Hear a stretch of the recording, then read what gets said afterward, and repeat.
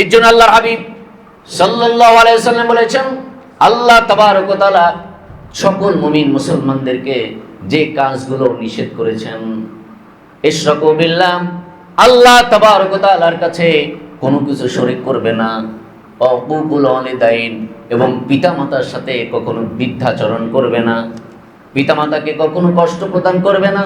ফালা তাকুল লাহুমা উফিন ওয়ালা তানহারহুমা ওয়া কুল লাহুমা কাওলান কারীমা। আল্লাহ তাবারক ওয়া তাআলা বললেন, যখন তোমার পিতামাতা বৃদ্ধ হয়ে যাবে, শুধু বয়োবৃদ্ধ নয়, তোমার পিতামাতার সাথে প্রথম স্টেপ আল্লাহ বললেন ফালা তাকুল লাহুমা উফিন, এমন কোনো কথা বলা যাবে না, এমন কোনো আচরণ করা যাবে না। তোমার মা দীর্ঘ একটা নিঃশ্বাস ফেলবে, বলবে আহ, কি বলবে? আহ। অথবা তুমি শুনবেই না, তোমার আচরণের কারণে, তোমার কথাবার্তার কারণে, তোমার খারাপ আচরণের কারণে তোমার মা বাবা দীর্ঘ নিঃশ্বাস ফেলবে। এমন কোনো কথা কাজ তোমাকে আল্লাহ তাবারক ওয়া তাআলা করতে নিষেধ করেছেন। এরপর আল্লাহ বললেন ফালা তাকুল লাহুমা উফিন ওয়ালা তানহারহুমা কুল লাহুমা কাওলান কারীমা। তাকে ধমক দিয়ে কথা বলবে না, উচ্চ আওয়াজে কথা বলবে না। একটা কথা যদি শতবার, হাজারবার জিজ্ঞাসা করে, তুমি আনন্দের সাথে, কায়ে মনোবাক্যে, ভদ্রতার সাথে তার জবাব দিবে। হঠাৎ করে বলে উঠবে না তুমি বোঝো না, বারবার বলবে তুমি শোনো না। আল্লাহ বলছেন ফালা তাকুল লাহুমা উফিন ওয়ালা তানহারহুমা কুল লাহুমা কাওলান কারীমা। এমন কোনো কথা বলা যাবে না, এমন কোনো আচরণ করা যাবে না। তোমার মা বাবা কষ্ট পাবে, শব্দটুকু বলবে, তুমি বলবে রব্বির হামহুমা জানাহা যুল্লি মিনার রাহমাতি ওয়া কুর রব্বির হামহুমা। বরঞ্চ তোমার রহমতের ডানা তুমি মা বাবার জন্য বিছিয়ে দিবে, তোমার স্নেহের ডানা, তোমার রহমতের ডানা, তোমার খেদমতের ডানা, তোমার সাধ্যে যতদূর গোলায় তুমি মা বাবার জন্য নরম হবে, ভদ্র হবে, তোমার জীবন উৎসর্গ করবে, তোমার ধন সম্পদ মাল সবকিছু মা বাবার জন্য উৎসর্গ করে দেবে। বলুন সুবহানাল্লাহ। আল্লাহর হাবিবের দরবারে এক সাহাবী এসে বললেন, ইয়া রাসূলুল্লাহ, আমি আমার স্ত্রীকে বড় ভালোবাসি, আমার স্ত্রীর সাথে আমার সম্পর্ক দৃঢ়, কিন্তু আমার বাবা চায় আমি আমার স্ত্রীকে তালাক দিয়ে দেই, আপনার ফায়সালা কি?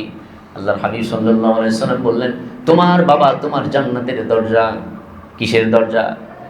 তোমার বাবা তোমার জান্নাতের দরজা। ফাফতাহু ওয়া আগলিকাহু, তুমি চাইলে জান্নাতের দরজা খুলেও রাখতে পারো, অথবা জান্নাতের দরজা বন্ধ করেও দিতে পারো।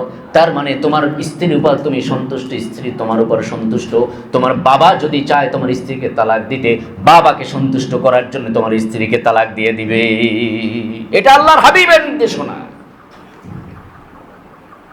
সম্মানিত সুধী ভাইয়েরা আমার, মূল কথা বলি, এই জন্য এই পৃথিবীর জমিনে আল্লাহ তাবারক ওয়া তাআলা যে অপরাধগুলো করার জন্য আমাদেরকে নির্দেশ করেছেন, ইশরাকু বিল্লাহ, আল্লাহর সাথে শরীক করা যাবে না, হুকুকুল ওয়ালিদাইন, বাবা মায়ের সাথে খারাপ ব্যবহার করা যাবে না, তাদেরকে কষ্ট দেওয়া যাবে না, ওয়াকিতালুন নাস, কোনো মানব জাতিকে হত্যা করা যাবে না। কার নির্দেশ বলেন? আল্লাহর হাবিবের নির্দেশ। এটা তো আল্লাহরও নির্দেশ। হাদিস মুবারক আল্লাহর হাবিব সাল্লাল্লাহু আলাইহি ওয়াসাল্লাম যে অপরাধগুলো আমাদেরকে করার জন্য নিষেধ করেছেন, সেই অপরাধের কথা বলছি। এটা আমাদের মুমিন মুসলমান, আমাদের জামা আছে, আমাদের সুন্নতি পোশাক আছে, পাগড়ি আছে, জুব্বা আছে, লেবাস আছে, সব আছে, কিন্তু অহংকার আছে। কি আছে? কথা বলে বুঝেন নাই? অহংকার আছে, হিংসা আছে, দিমাগ আছে, পরশ্রী কাতরতা আছে। আমি অপর ভাইকে সহ্য করতে পারি না, তার সম্মান আমি সহ্য করতে পারি না, তাকে সম্মান দিতেও কার্পণ্য করি।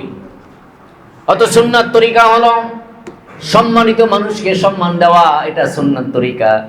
একজন সম্মানিত মানুষ যদি আপনার সামনে আসে, আপনি যে হালতে বসছেন তাকে সেই হালতে বসতে দেওয়া যাবে।